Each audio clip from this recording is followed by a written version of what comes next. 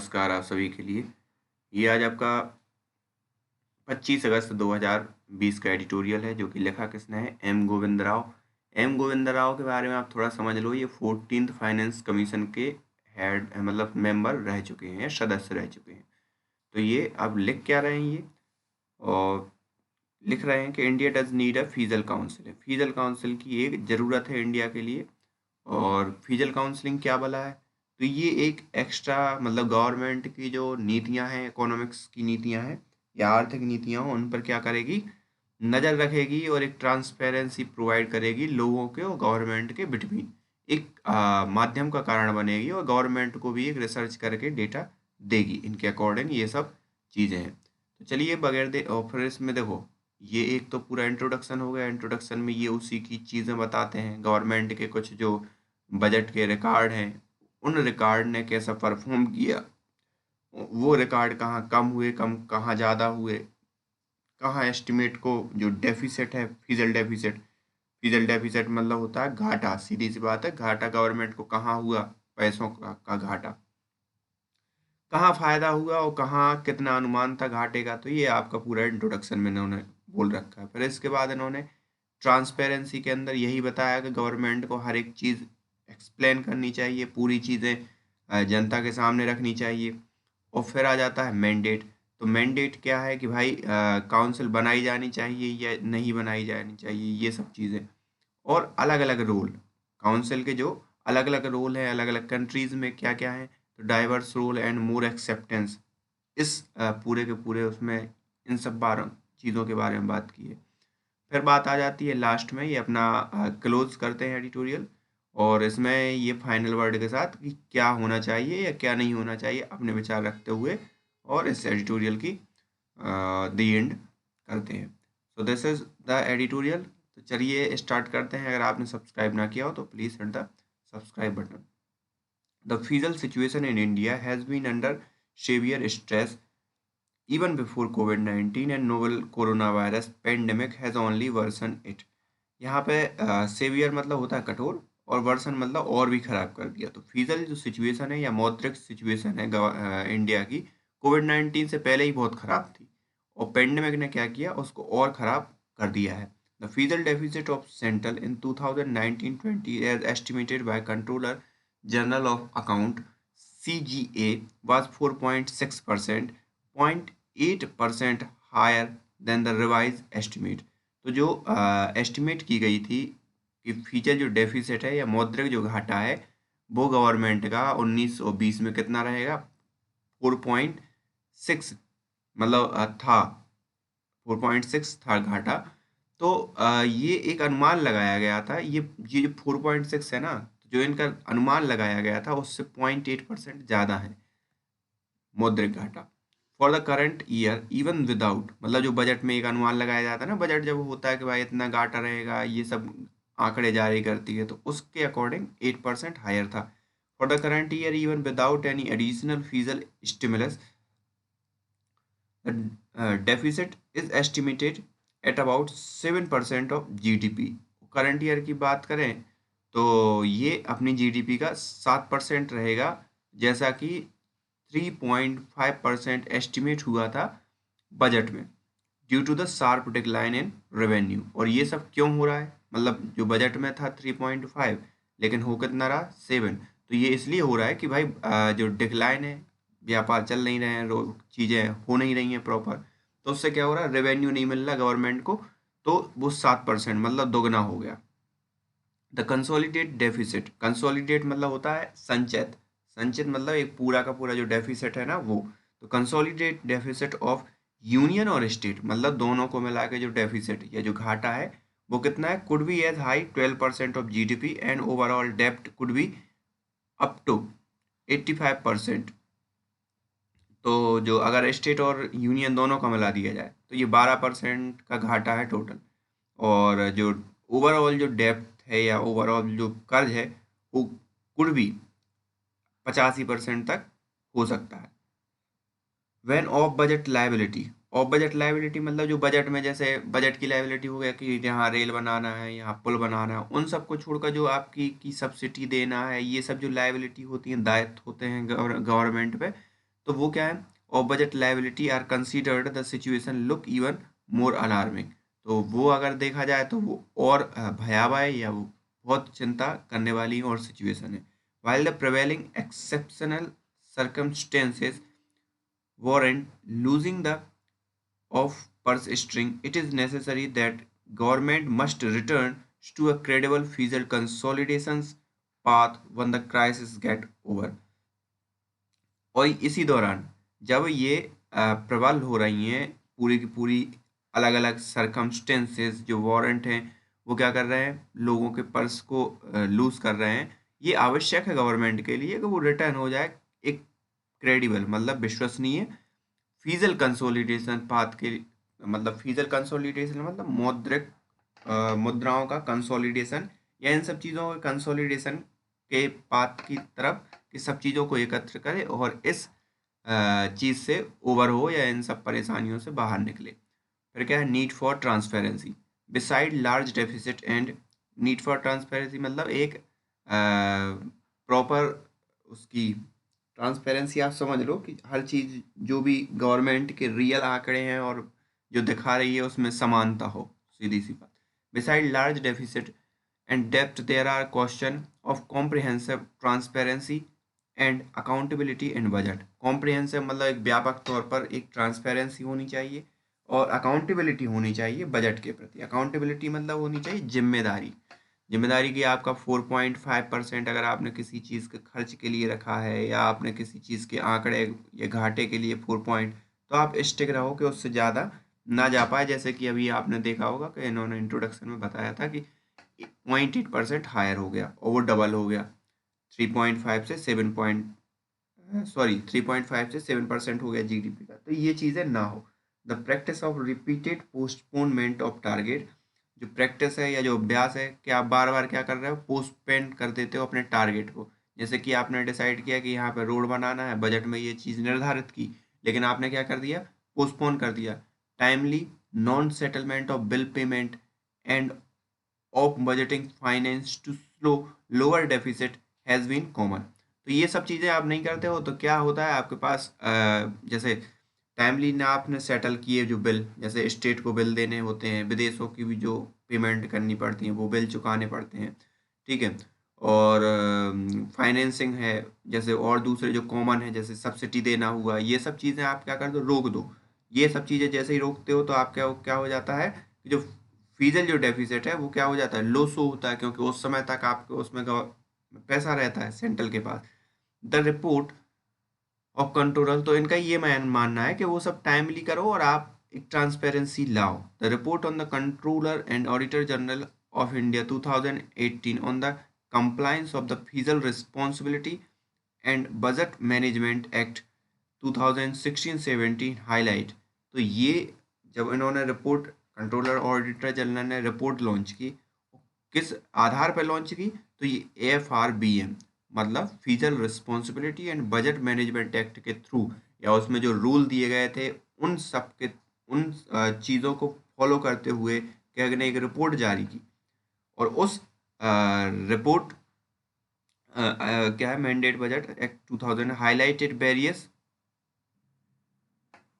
ऑफस्केशन done to keep liabilities hidden. तो वही इन्होंने ऑफस्केशन मतलब बहुत सी घबराहट या अंधकार व्याप्ति का इसका मतलब होता है एक ऐसी एक्शन या अनक्लियर, या कोई ऐसी एक्शन हो जो अनक्लियर हो या जो पूरा पारदर्शिता ना हो। तो उसने हाईलाइट की वेरियस ऑफस्केशन या कहानियाँ done to keep the liability hidden, जिसमें जो दायित्व थे गवर्नमेंट के उनको हिडन रखा गया, या जो भी डेटा आया उसमें हिडन था। तो these include special banking arrangement, और ये इंक्लूड करता है special banking arrangement for covering arrears of fertiliser subsidies, issuing short term bond, unsecured loan and borrowing from the national small saving fund. तो by Food Corporation of India toward meeting food subsidy and its arrears, financing irrigation project from the long-term irrigation fund created by the National Bank of Agriculture and Rural Development, and finance of railway project through borrowing from the Indian Railway Finance Corporation are just some example. तो ये पूरे के पूरे example थे, जैसे मैंने बताया कि लाइबिलिटीज़ क्या होती हैं और गवर्नमेंट की लाइबिलिटी, ये सब की सब गवर्नमेंट की लाइबिलिटी है। गवर्नमेंट ने लाइबिलिटी का इनको क्या किया कि इन सब कहानियाँ देखने को मिलती हैं कि इनका पैसा नहीं पहुंचा, और ये सब चीज़ें आगे वो हुई, जिससे क्या हुआ कि गवर्नमेंट इससे क्या करती है, अपना घाटा कम दिखा देती है उस पर्टिकुलर क्वार्टर में, क्योंकि जब फिर जिस क्वार्टर में वो रिलीज करेगी फंड तो वो अगले क्वार्टर में काउंट होगा। तो ये पूरी की पूरी प्रोसीजर है। We are familiar also with the case of Life Insurance Corporation of India buying out Industrial Development Bank of India and the Power Finance Corporation buying out Rural Electrification Corporation and remitting the money to government as a disinvestment process। और हमने अभी देखा है कि IDBI bank को किसने, LIC ने खरीद लिया। एलआईसी किसकी संस्था है, गवर्नमेंट की संस्था है। और भी कई ऐसे डिसइन्वेस्टमेंट मतलब होता है जो गवर्नमेंट एंटिटी है उसका प्राइवेटाइजेशन कर देना, कुछ परसेंट में शेयर, जैसे किसी को 10% शेयर बेच दिए, किसी के 49% शेयर बेच दिए, तो कुछ परसेंट जब शेयर गवर्नमेंट बेचती है तो उसको पैसा मिलता है।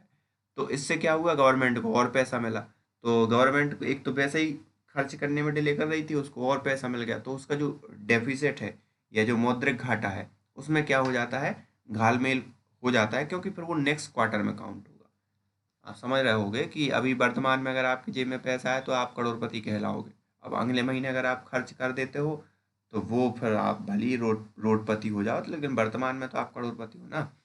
तो इस टाइप की आप समझ सकते हो मैं क्या बोल रहा हूँ। In order to make budget comprehensive transparent and accountable, the 13th Finance Commission recommended that committee to be appointed by the Ministry of Finance which should eventually transform itself into the Fiscal Council too। तो अब क्या बोल रहे हैं, अब ये बात उस बात पे आए हैं जिस बात का इन्होंने एडिटोरियल लिखा है कि फिजल काउंसिल, अब ये सब इन्होंने क्या कमियां दिखा दी और क्या क्या परेशानियां आ रही हैं, ये सब का गुणगान करने के बाद अब इनकी एंट्री हुई कि भाई अब किसकी एंट्री होनी चाहिए। तो इन्होंने एंट्री करवाई किसकी, फिजल काउंसिल की। और फिजल काउंसिल की एंट्री किस आधार पर करवाई इन्होंने कि 13th फाइनेंस कमीशन में इस चीज़ की रिकमेंडेशंस थी, in order to make budget comprehensive. और इन्होंने कहा कि बजट को कॉम्प्रिहेंसिव मतलब व्यापक बनाने के लिए, ट्रांसपेरेंट बनाने के लिए, ट्रांसपेरेंस मतलब पारदर्शी, पारदर्शी बनाने के लिए, और अकाउंटेबल मतलब जिम्मेदार बनाने के लिए 13वें वित्त आयोग ने एक रिकमेंडेशन दी थी कि आप एक अपॉइंट करो कमेटी। कमेटी अपॉइंटेड, और किसके द्वारा अपॉइंट होने चाहिए, मिनिस्ट्री ऑफ फाइनेंस के द्वारा, विच शुड इवेंचुअली अंततः वो क्या होने चाहिए, transform itself into fiscal council too. तो वो अपने को खुद को ट्रांसफॉर्म कर ले फिजल काउंसिल में भी, conduct an annual independent public review, और वो कंडक्ट करे मतलब वार्षिक एक पब्लिक रिव्यू, इंडिपेंडेंट होना चाहिए, ऑफ FRBM कंप्लाइंस। FRBM क्या था, FRBM हमने यहाँ पर पढ़ चुके हैं, कौन सा एक्ट था ये, fizzle responsibility and budget management act. इसी के जो रूल एंड रेगुलेशन है उसको फॉलो करके एक कंडक्ट कराए एनुअल इंडिपेंडेंस पब्लिक रिव्यू, मतलब एक पब्लिक रिव्यू प्रेषित करे, और इन सब जो FRBM है इनके जो रूल रेगुलेशन है उसको फॉलो करते हुए, including the review of fizzle impact of policy decision on FRBM road map. और इस बात का भी एनालिसिस करे कि जो फिजल इम्पैक्ट है पॉलिसी डिसीजंस का, वो FRBM रोड मैप पे किस टाइप से सही बैठ रहा है या नहीं बैठ रहा है। The FRBM review committee too made a similar recommendations underlining the need for independent review by finance ministry appointing the council। और FRBM की जो रिव्यू कमेटी है, रिकमेंडेशन कमी है, वो भी मतलब सेम टाइप की वो करे, जिससे क्या हो, इंडिपेंडेंट रिव्यू सामने आए फाइनेंस मिनिस्ट्री का जो अपॉइंटेड काउंसिल है उसका। अब ये इन्होंने क्यों कहा कि भाई उसका, जैसे मान लिया आपने मौद्रिक काउंसिल भी वो कर दी और उसका भी एक ट्रांसपेरेंट आना चाहिए, तो ये आगे इन्होंने डिस्कस किया है। The problem is that council created by finance ministry. तो प्रॉब्लम ये है कि फाइनेंस मिनिस्ट्री की जो काउंसिल है वो कौन क्रिएट करता है, फाइनेंस मिनिस्ट्री ही क्रिएट करती है वो council. and reporting to it can hardly be expected to independently। तो जो रिपोर्टिंग है वो बहुत ही हार्डली इस टाइप से एक्सपेक्ट की जा सकती है कि वो स्वतंत्र होगी। The report the 14th finance commission recommended the establishment of independent fiscal council which should be appointed by reporting to parliament by inserting new section in FRBM act farmer deputy. मतलब फिर क्या हुआ 14 फाइनेंस कमीशन में फिर से ये इसी बात की रिकमेंडेशन आई कि आप एक मौद्रिक काउंसिल बनाइए, फिजिकल काउंसिल का गठन कीजिए और वो रिपोर्टिंग करेगी parliament bye inserting new section, नए सेक्शन को जो नया सेक्शन है FRBM एक्ट है या FRBM एक्ट के जो रूल्स एंड रेगुलेशन है उसका जो नया सेक्शन है उसको इंक्लूड करते हुए गठित किया जाना चाहिए। 13th फाइनेंस कमीशन में भी यही था, मतलब 13वें वित्त आयोग में और 14वें वित्त आयोग में इसी चीज़ की क्या अनुशंसा की गई। फिर क्या है, farmer deputy governor of reserve bank of India Viral Acharya, पहले डिप्टी गवर्नर मतलब फॉर्मर डिप्टी गवर्नर थे ये Viral Acharya. In his recent book, इनकी एक रिसेंट बुक है quest for restoring financial stability in India, also make out a case for by partition independent physical council. उन्होंने खुद कहा है कि एक इंडिपेंडेंट फिजिकल काउंसिल बननी चाहिए। The mandate, the physical council as an independent fiscal institution with mandate to promote stable and sustainable public finance। तो ये जो फिजिकल काउंसिल है वो किस चीज़ को प्रमोट करेगी कि सस्टेनेबल मतलब सतत और स्टेबल मतलब स्थिर फाइनेंस, पब्लिक फाइनेंस को प्रमोट करेगी।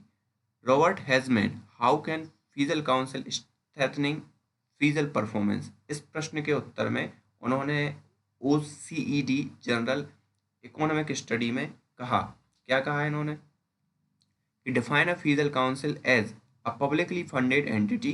तो इन्होंने फिजिकल काउंसिल की इस तरह से व्याख्या की और ये सब कहाँ इस जर्नल में पब्लिश किया था इकोनॉमिक स्टडी के वॉल्यूम 1 2011 पेज नंबर 16 में। ये कहा इन्होंने कि define a physical council as a publicly funded entity staffed by non elected professionals mandated to provide non-partisan oversight of fiscal performance and or advised and guidance from either a positive or normative perspective on key aspect of fiscal policy। तो ये publicly funded होनी चाहिए और जो staff है वो कैसा होना चाहिए, नॉन इलेक्टेड प्रोफेशनल्स, मतलब जिनको इलेक्ट नहीं किया गया, सीधी सी बात है वो राजनीतिक रूप से थोड़ा सा अलग हो। और मैंडेटेड आदेश to provide non partition over the sight of physical performance, और इनका जो फिजिकल परफॉर्मेंस पर रिव्यू होगा, एडवाइस होगी, गाइडेंस होगी, वो कुछ भी हो सकते हैं, पॉजिटिव हो सकते हैं, नॉर्मेटिव हो सकते हैं, पर्सपेक्टिव किसी भी हो। और की एस्पेक्ट ऑफ फिजिकल पॉलिसी, की एस्पेक्ट इन्होंने नेगेटिव नहीं बोला, की एस्पेक्ट ऑफ फिजिकल पॉलिसी, तो ये सब चीज़ें ये कर सकते हैं। ऑन की एस्पेक्ट ये किसने, हेजेमोन ने बोला है। This institution assist in calibrating sustainable physical policy by making a objective and scientific analysis. तो क्या है, ऐसे जो इंस्टीट्यूशन है या ऐसी जो संस्थाएं हैं वो असिस्ट करेंगी, असिस्ट मतलब सहयोग करेंगी, इन कैलिब्रेटिंग सस्टेनेबल, कैलिब्रेट करने के लिए, सस्टेनेबल मतलब सतत, physical policy by making a objective and scientific analysis. तो एक उद्देश्य होगा उनके पास और एक साइंटिफिक एनालिसिस के तहत अपनी बात रखेंगी। First an unbiased report to parliament have to raise the level of debate and bring in greater transparency and accountability. और पहली बात तो ये कि जो अनवाइज्ड रिपोर्ट पब्लिश होगी वो हेल्प करेगी कि हेल्प करेगी किस चीज़ को रेज करने के लिए, कि डिबेट हो सब चीज़ों में, और जब डिबेट होगी तो bring the greater transparency and accountability, और साथ ही साथ ये भी हो कि ट्रांसपेरेंसी पारदर्शिता होगी, और जब डिबेट होगी तो सीधी सी बात अकाउंटेबिलिटी भी बढ़ेगी गवर्नमेंट्स की। दूसरी बात यह है, costing of various policies and programme can help to promote transparency over the political cycle to discourage populist shift in physical policy and improve accountability. तो उससे क्या होगा, जितने भी जो पॉलिसी है, दूसरी ये है कि जो कॉस्टिंग है अलग अलग पॉलिसी की और प्रोग्राम की, वो हेल्प करेगी, प्रमोट करेगी ट्रांसपेरेंसी को ओवर पॉलिटिकल साइकिल, मतलब राजनीतिक साइकिल या राजनीतिक जो आभा मंडल है उससे बाहर निकालेगी। और to discourage populist shift in physical, जो पॉपुलिस्ट शिफ्ट है, पॉपुलिस्ट शिफ्ट समझ रहे हो, मतलब जो अभी वर्तमान में पॉपुलिस्ट शिफ्ट होता है फिजिकल पॉलिसी का, उस चीज़ को क्या करेगी, डिस्करेज करेगी और इम्प्रूव करेगी अकाउंटेबिलिटी।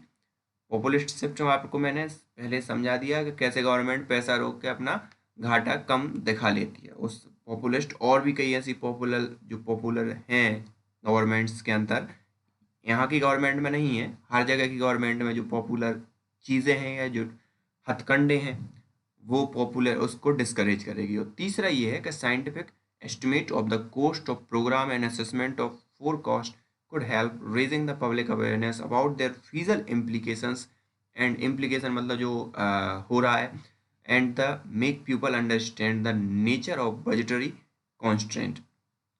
और इससे क्या होगा कि लोगों को मालूम होगा कि उनका किस पॉलिसी में कितना पैसा खर्च हो रहा है, कहाँ खर्च हो रहा है, और लोगों के अंदर ये अवेयरनेस जागेगी कि बजटरी चीज़ें कैसे चलती हैं, गवर्नमेंट कैसे कहाँ खर्च करती है। अभी अगर आप बजट का नाम सुनते होंगे तो घबरा जाते होंगे। Finally the council will work as a consideration keeper in monitoring rule based policy.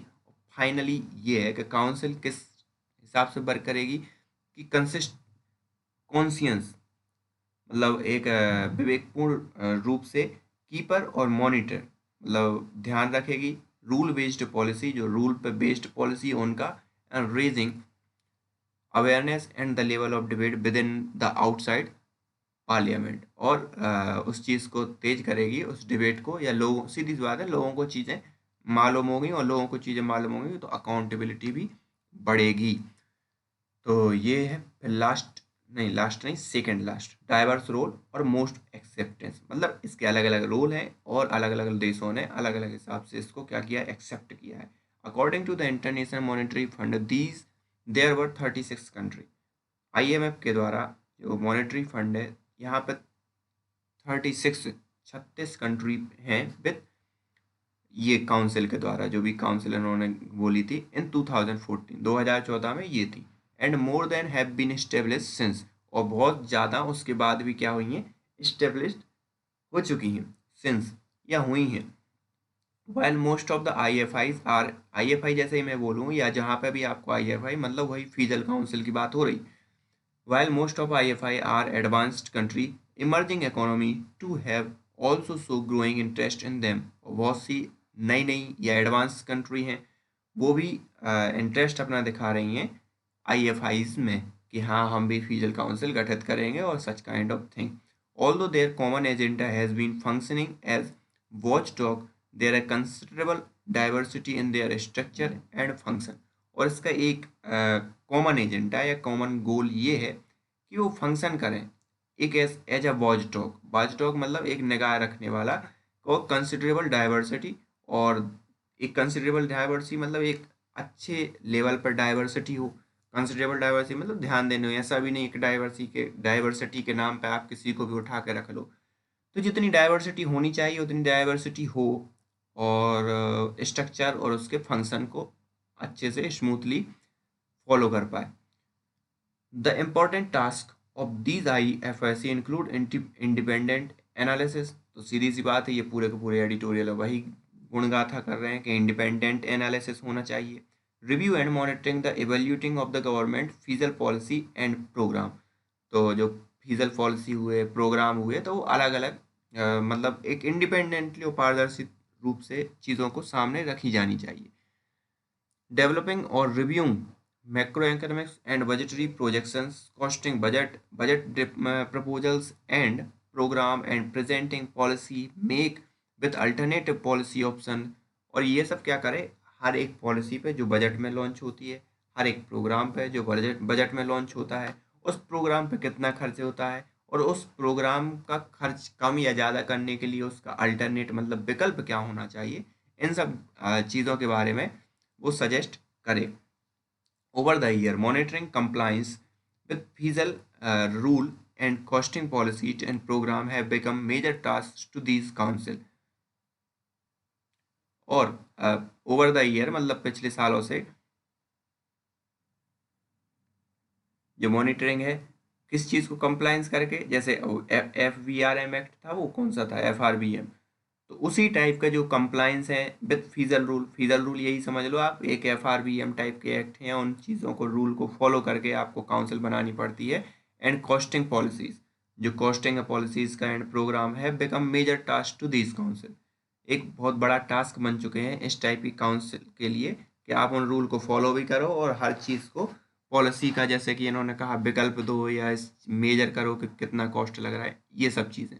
The OECD 2000 has documented important principles needed for successful fiscal council under the 9 broad head and these are। तो फिर क्या हुआ, 2013 में OECD उसने document किया मतलब बताया कुछ इम्पोर्टेंट सिद्धांत जो कि जरूरी हैं, नीडेड है एक सक्सेसफुल फिजिकल काउंसिल के लिए under broad head and these are. तो ये कौन कौन से हैं, लोकल ऑनरशिप होनी चाहिए, इंडिपेंडेंस स्वतंत्रता होनी चाहिए, और नॉन पार्टीसियनशिप, और दूसरा क्या है, नॉन पार्टीसन मतलब पक्षपात ना हो, और क्या है, mandate, resource, relationship with legislature, access to information, transparency, communication, external evolution हो, ऐसा ना हो कि पॉलिटिकल इंटरफेरेंस उसके अंदर हो। तो ये कुछ 13 प्रिंसिपल है, 13 ही है, कितने हैं, 9 प्रिंसिपल है, 2013 में इन्होंने लॉन्च किया था। These principle are important to ensure autonomy, being unbiased, transparency and effective and accountable council. तो ये पूरे के पूरे 13 प्रिंसिपल इसलिए हैं कि वो राजनीतिक इंटरफेरेंस का शिकार ना हो जाएं ऐसी councils. How effective have these institutions been, तो कितने इफेक्टिव होंगे ये इंस्टीट्यूशन। तो एक स्टडी का ये हवाला देते हैं, कहते हैं study bye IMF the foundation of impact of Fiscal Council July 2000 document that existence of IFI is associated with stronger primary balance।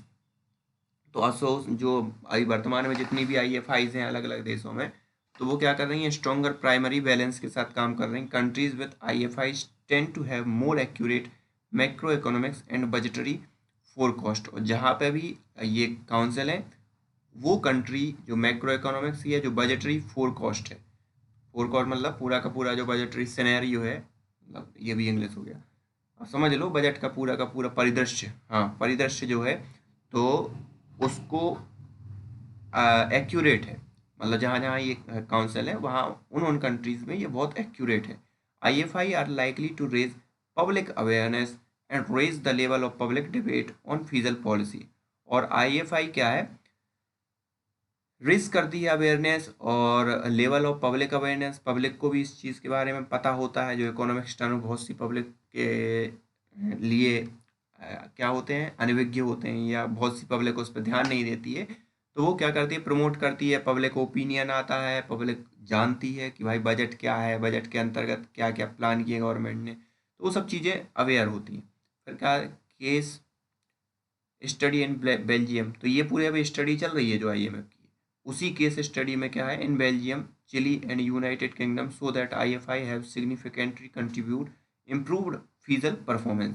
और इन्होंने महत्वपूर्ण रूप से सिग्निफिकेंटली क्या किया, बहुत अच्छा परफॉर्मेंस शो किया है, कहाँ कहाँ, बेल्जियम, चिली और यूनाइटेड किंगडम के अंदर।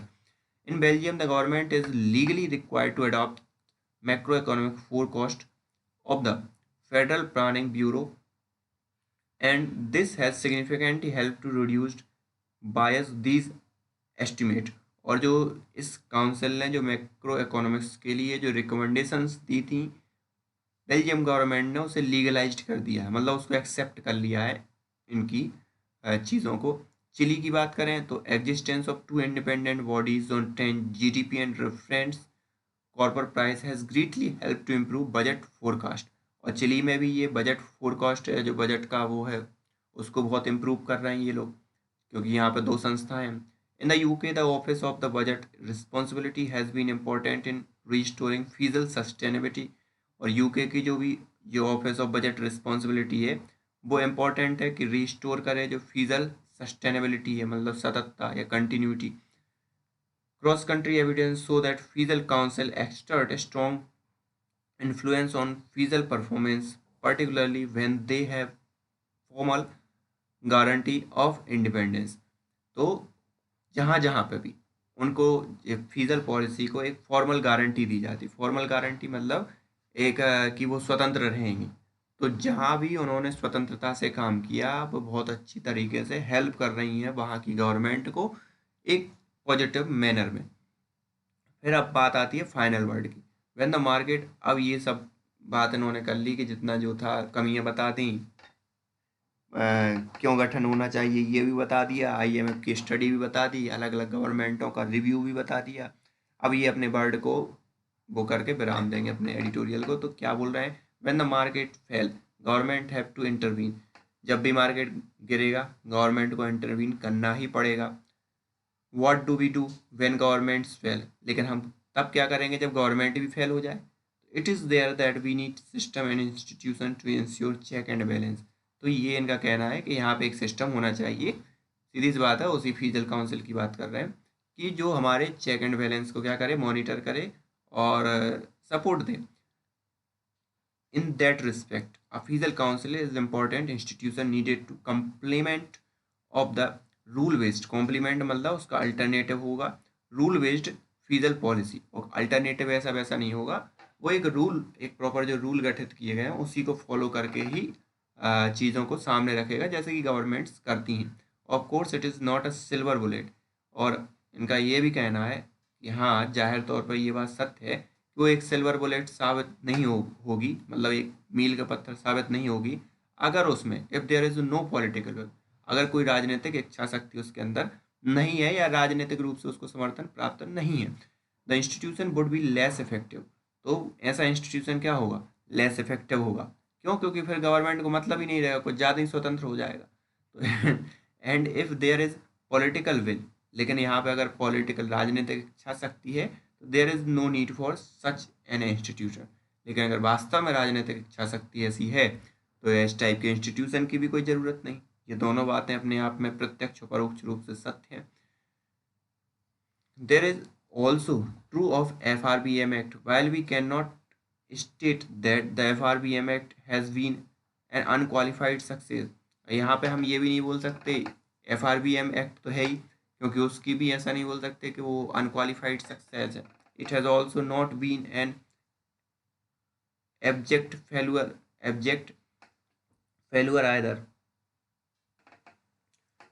तो एब्जेक्ट मतलब होता है सीधी सी बात है हतोत्साह नहीं किया उसने FRBM एक्ट में। The counter factual will show the thing would have been much worse without it. और इसके एक काउंटर फैक्चुअल, अगर काउंटर मतलब इसके सपोर्ट में अगर तर्क दिया जाए तो ये क्या कहा जा सकता है कि thing would have been much worse without it, मतलब इसके बिना जो कंडीशंस है बहुत ख़राब हो गई। And it has helps to raise the awareness of government, और इसने हेल्प की है गवर्नमेंट की अवेयरनेस को रेज करने में, legislator and the public at large. और विधायिका में भी और पब्लिक में भी इस चीज़ ने क्या किया, अवेयरनेस फैलाई है इन सब चीज़ों की। फिर क्या है, similarly the fiscal council will help in improving comprehensiveness, transparency and accountability. और अंतोगत तो ये यही बोल रहे हैं कि ऐसे ही जैसे FRBM एक्ट अपना काम कर रहा है, जो फीजल काउंसिल है वो भी क्या करेगी, कॉम्प्रिहेंसिवनेस मतलब व्यापकता, ट्रांसपेरेंसी मतलब पारदर्शिता, और अकाउंटेबिलिटी मतलब जिम्मेदारी निभाएगी। So this is the end of this video. ये क्या क्या है ये आप यहाँ पर दे सकते हैं। So thank you for today.